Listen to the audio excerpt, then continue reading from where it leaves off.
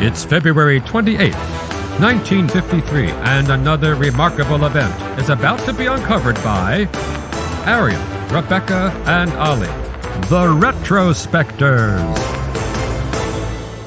Just one drop of your blood contains billions of strands of your DNA, the building blocks of life.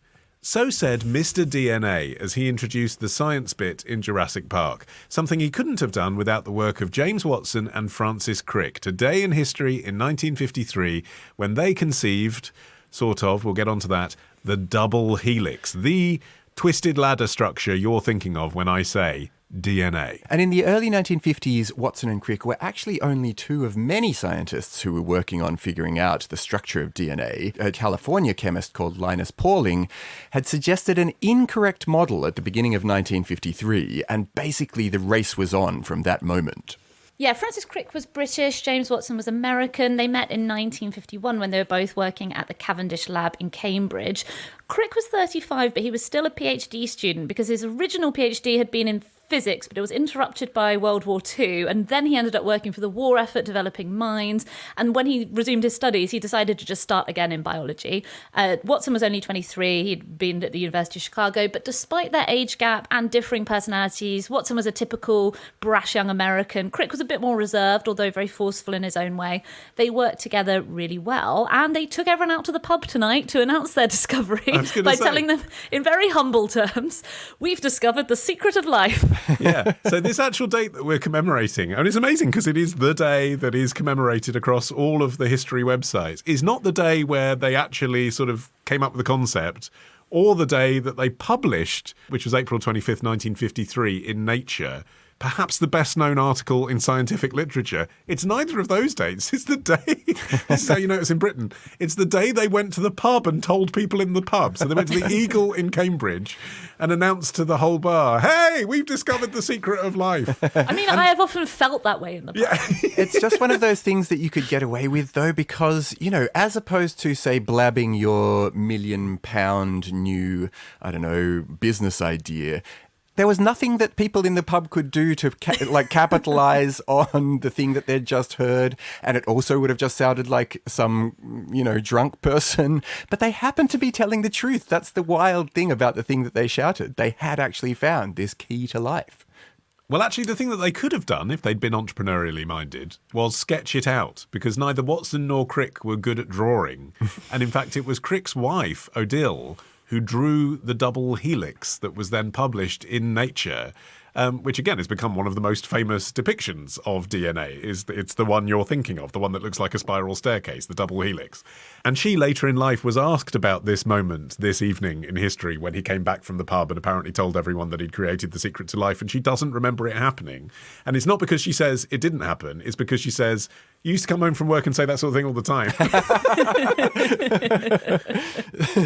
But as you touched on, Arion, they were far from the only scientists who were working on understanding the structure of DNA. And the other major work was happening at King's College London. And it was happening under the supervision of Rosalind Franklin, who was a really interesting woman. She had passed her finals in chemistry at Cambridge's Newnham College in 1941, although at the time, women couldn't be awarded degrees. They wouldn't be eligible until 1947. So basically, you just ended up having to tell people, well, they did say that I passed the final exams. I don't have the degree, but it's fine.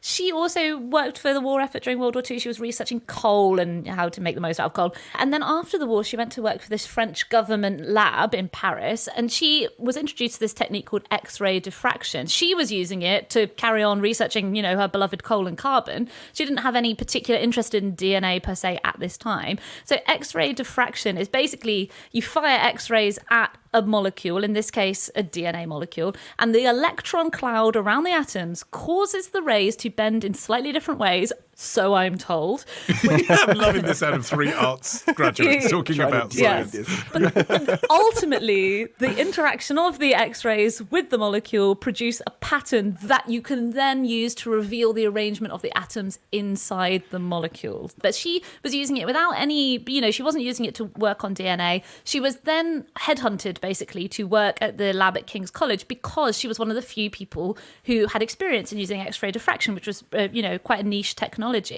And this led to kind of the big personality clash that was at the center of what unfolded next, which was that they already had a researcher there who was deep into studying DNA structure, a guy called Maurice Wilkins. And he was a man. And he was a man. Right. So he already had all the qualifications. Yeah, he had it written down that he had a degree. But he got done dirty here, I have to say, in Maurice Wilkins' defense. What happened was that the lab director, this guy called John Randall, it's not clear whether Randall loved chaos or whether he just hated confrontation, but he basically waited until Wilkins was on holiday and then wrote Franklin a letter saying, oh, when you come here, like, you're going to be in charge of everything and you're going to be the only person working on this.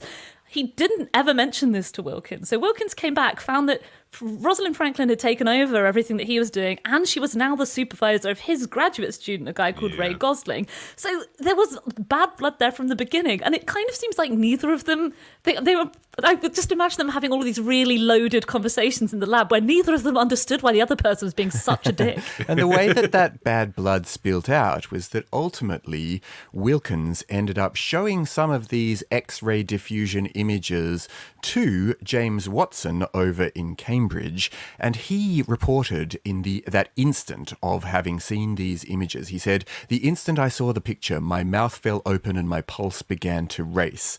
But afterwards, Watson and Crick, they made a crucial advance, which was that they proposed that the DNA molecule was these two chains of what are called nucleotides paired in such a way so as to form this double helix shape. Yeah, but she'd provided the evidence. There was no supporting experimental evidence beyond her photograph. The sad thing is that she died aged 37 in 1958. And then 4 years later, a Nobel Prize was jointly awarded to Crick, Watson and Wilkins for showing them her photo, but not her. But anyway, I mean, you know, at least the record has been corrected on this point since. The crucial thing is what's the discovery actually led science onto, what it gave rise to, which is modern molecular biology, genetic fingerprinting, modern forensics, the mapping of the human genome, gene therapy.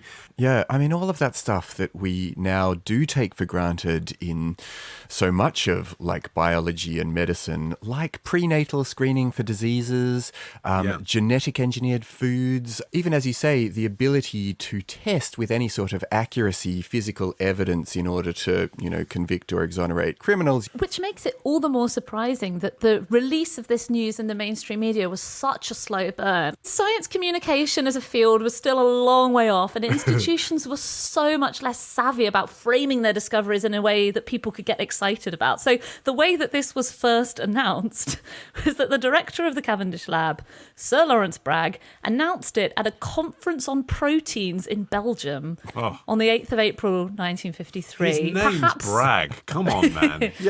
Brag a little, come on. So, I mean, perhaps unsurprisingly, given the location, the media did not pick up on the news or its significance. It wasn't until the end of April when Nature published 3 articles about the breakthroughs in understanding DNA. Although even there, in Nature, there is some pretty classic understatement. I mean, I think the English one must have written this, right?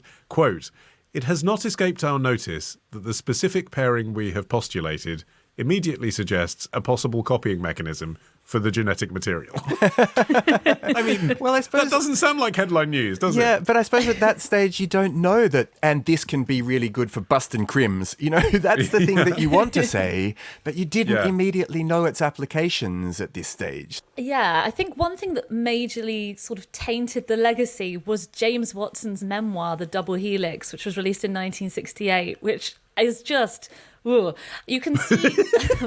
I don't know where to begin. No. First off, his depiction of Rosalind Franklin is so incredibly ungenerous and scathing. He portrays her as basically a menace, as though she was getting in Wilkins' way rather than being in charge. You know, she was fierce, she was confrontational, she was very temperamental, but, you know, obviously in a male scientist that wouldn't have necessarily been particularly interesting. And he literally admitted in the memoir, he said, "Rosie, of course, did not directly give us her data. For that matter, no one at King's realised they were in our hands." You know, he didn't really care about it. But the thing was that his portrayal of everyone was awful. Like, before Harvard University Press were going to release this memoir, they insisted that he circulate some drafts to the people who were involved in the story, and everybody hated it. Even Maurice Wilkins, who had this rivalry with Rosalind Franklin, said that his descriptions of her appearance, which, as you can imagine, were like unflattering and snide, he said they were inane and not true, and noted that his portrayal of everyone involved but himself were inaccurate and unflattering. And actually, on the basis of this, Harvard University Press actually decided not to publish it. It was published by a commercial publisher in the end. See, even illustrious science graduates find it hard to do arts. Yeah.